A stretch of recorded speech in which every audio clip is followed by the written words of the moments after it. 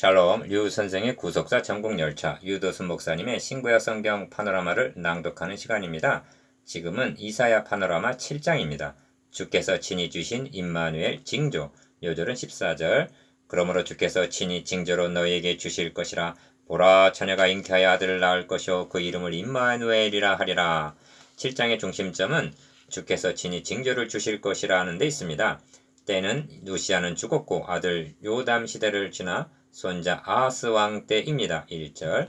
아람 왕과 북쪽 이스라엘이 동맹하여 유다를 공격해 왔습니다. 그리하여 왕의 마음과 그 백성의 마음이 삼림의 바람에 흔들림같이 흔들렸더라 합니다. 2절. 이런 배경에서 말씀은 주어졌습니다. 하나님이 지켜주심으로 저들의 계획이 이루지 못하리라는 것입니다. 7절. 그래도 못 믿겠거든 징조를 구하라 하십니다.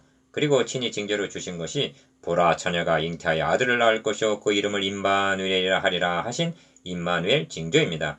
이를 구속사의 관점에서 보면 어떤 의미가 되는가? 이를 두 단원으로 나누어 상고하겠습니다. 첫째 단원 1절에서 9절, 대적의 계획이 이루지 못하리라. 둘째 단원 10절에서 25절, 처녀가 잉태하여 아들을 낳으리라. 첫째 단원 1절에서 9절, 대적의 계획이 이루지 못하리라. 주 여호와의 말씀에 이 도모가 서지 못하며 이루지 못하리라. 7절. 1. 우시아의 손자여 요담의 아들인 유다왕 아하스 때 아람왕 르신과 르말리아의 아들 이스라엘의 왕 베가가 올라와서 예루살렘을 쳤으나 능히 이기지 못하니라 합니다. 1절. 그때 상황을 왕의 마음과 그 백성의 마음이 삼림이 바람에 흔들림같이 흔들렸더라 합니다. 2절. 연합군의 막강한 군사력으로도 어찌하여 이기지 못하였는가? 그 설명이 2절 이하에 나옵니다. 2. 하나님은 이사야에게 너의 아들 스알 야습과 함께 세탁자의 밭 큰 길에 나가서 아하스를 만나 그에게 이르기를 기어 너는 상가며 종용하라. 4절 상반절. 니은 두려워 말라 낙심치 말라. 4절 하반절. 디귿 이 도모가 서지 못하며 이루지 못하리라 하라. 7절 하십니다. 이를 아하스에게 더욱 확신시켜 주시기 위해서 남은 자가 돌아온다는 뜻인 아들 스알 야습을 데리고 가라 하셨던 것입니다. 그리고 도리어 65년 내에 에브라임 북쪽 이스라엘이 패하여 나라를 이루지 못하리라 9절 하시는 것이 아닌가. 3. 아하스는 어떤 왕인가? 여호와 보시기에 정직히 행치 아니하고 우상의 제물로 그 자녀를 불살라 드린 자입니다. 역대하 28장 1절에서 3절. 그럼에도 불구하고 어찌하여 이처럼 보장하여 주시는가? 하나님은 이사야에게 아하스에게 말하라 하시지 않고 기억 다윗 집에 구하라 하십니다. 2절. 그리하여 이사야 선지자는 다윗 집이여 청컨대 들을지어다 하고 13절 결정적인 말씀을 전합니다. 열쇠는 다윗의 집에 있습니다. 다윗의 집이란 다윗 계통의 왕위를 가리키는 말인데 이는 다윗에게 니은 너의 위가 영원히 견고하리라 하고 사무엘하 7장 16절 세워주신 언약을 지켜주시기 위해서라는 뜻입니다. 솔로몬의 범죄로 나라를 빼앗을 때에도 이 나라를 다 빼앗지 아니하고 나의 종 다윗과 나의 뺀 예루살렘을 위하여 한 지파를 너의 아들에게 주리라 말씀하셨습니다. 열왕기상 11장 13절 즉 다윗의 왕위가 그리스도에게로 성취되어 메시아 왕국을 세우시려는 계획을 이루시기 위해서라는 말씀입니다. 4. 이런 맥락에서 대적자의 악한 꾀가 5절 어디에 있는가를 주목해 보아야만 합니다. 유다를 쳐서 그것을 공곡해 하고 우리를 위하여 그것을 파하고 다부엘의 아들을 그 중에 세워 왕을 삼고자 하였더라 합니다. 6절 핵심은 우리를 위하여 그것을 파하고에 있습니다. 이는 다윗 계통의 왕위를 끊어버리고 즉 다윗의 자손으로 그리스도를 보내시려는 하나님의 계획을 파괴하고 자신들을 위하여 꼭두각시 왕을 세우려는 음모였던 것입니다. 이것이 사탄의 계획입니다. 아하스는 악한 왕이었으나 다윗의 자손으로 예수 그리스도의 족보에 올라있는 마태복음 1장 9절 다윗의 집 왕입니다. 그러나 다볼의 아들은 신원을 알 길이 없는 꼭두각시 인물입니다. 5. 그래서 이 도모가 서지 못하며 이루지 못하리라 하시는 것입니다. 이루지 못하는 것만이 아니라 도리어 65년 후에 패하여 다시는 나라를 이루지 못하리라 하십니다. 9절 8장 10절에서도 너희는 함께 도모하라 필경 이루지 못하리라 말을 내어라 시행되지 못하리라 이는 하나님이 우리와 함께 하심이니라 하십니다. 사탄의 음모는 한마디로 하나님께서 이루시려는 계획을 파하고 자신들의 왕국을 세우려 하나 다윗의 장막의 왕위는 인자함으로 굳게 설 것이요 하십니다. 16장 5절 이유. 그런데 여기 우리 모두에게 하시는 중요한 말씀이 나옵니다. 그것은 만일 너희가 믿지 아니하면 정령이 굳게 서지 못하리라는 9절 하반절 말씀입니다. 무엇을 믿지 못하면 서지 못하리라 하시는가? 하나님의 약속의 말씀입니다. 믿노라 하는 사람들 중에는 하나님의 언약을 모르고 있는 사람들이 많습니다. 모르는 것을 어떻게 믿을 수가 있겠는가? 그 결과는 굳게 서지 못하고 뿌리 없는 꽃과 같고 모래 위에 지은 집과 같은 신앙이 되고 마는 것입니다. 믿음이 좋다는 말을 합니다. 믿음이 무엇인가? 하나님의 언약에 대한 응답입니다. 그런데 그 사람 속에 하나님의 약속의 말씀이 없다면 그 믿음을 무슨 믿음이라 해야 할 것인가? 믿음이란 자기 몸에 죽은 것 같음과 사라이 태에 죽은 것 같음을 알고도 믿음이 약해지지 않고 믿음이 없어 하나님의 약속을 의심치 않고 믿음에 견고해져서 하나님께 영광을 돌리며 약속하신 그것을 또한 능히 이루실 줄을 확신하는 것입니다. 로마서 4장 19절에서 21절. 믿음이란 복음을 증거하다가 순교당하게 된 상황에서도 너희 속에 착한 일을 시작하시니까 그리스도 예수의 날까지 이루실 줄 우리가 확신하노라. 빌립보서 1장 6절라고 하는 것입니다. 현대교회 성도들의 취약점이 바로 여기에 있는 것입니다. 그러므로 믿지 아니하면 정령이 굳게 서지 못하리라 하시는 것입니다. 과연 아하스 왕에게 이런 믿음이 있을 것인가? 둘째 단은 10절에서 25절. 처녀가 잉태하여 아들을 낳으리라. 이사야가 가로되 다윗의 집이여 청컨대 들을지어다. 너희가 사람을 괴롭게 하고 그것을 작은 일로 여겨서 또 나의 하나님을 괴로우시게 하려느냐. 13절 1. 둘째 단원의 중심점은 징조에 있습니다. 여호와께서 아하스에게 일러 가라사대 너는 너의 하나님 여호와께 한 징조를 구하라 하십니다. 11절.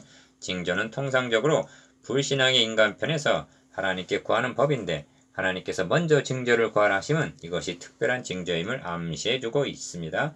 이 점이 그냥 징조를 하지 않고 한 징조를 하심에 나타납니다. 사탄은 다윗의 왕위를 파하려고 대적하는데 하나님은 다윗의 왕위를 그리스도에게 성취시키려는 계획을 이루시려 하는 문맥입니다.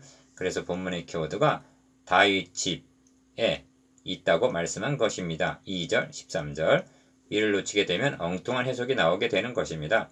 하나님은 말씀으로만 저들의 도모가 이루지 못하리라 하시는 것이 아니라 징조를 주셔서 확신케 하시려는 것입니다.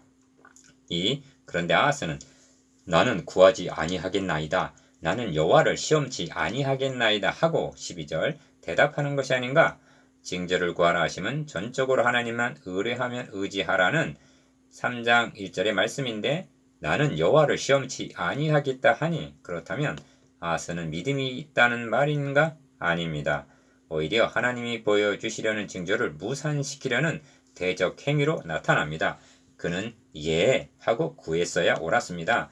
아하스가 이렇게 말한 것은 하나님은 의지하지도 기대하지도 않겠다는 뜻입니다. 왜냐하면 여호와의 전과 왕궁 곳간에 있는 은금을 취하여 아수르 왕에게 예물로 보내고 열왕기하 16장 7절에서 9절 원병을 청해 놓았기 때문입니다. 3.